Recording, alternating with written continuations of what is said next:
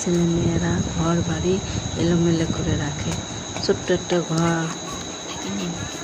বাচ্চারা কথা বললে কথা শুনে না। এই ছেলে, এই এত দুষ্টুমি করো কেন? হ্যাঁ, তুমি এত দুষ্টু হচ্ছ কেন? বলটা ফালাই দিলা কেন? বলটা উঠাও, উঠাও।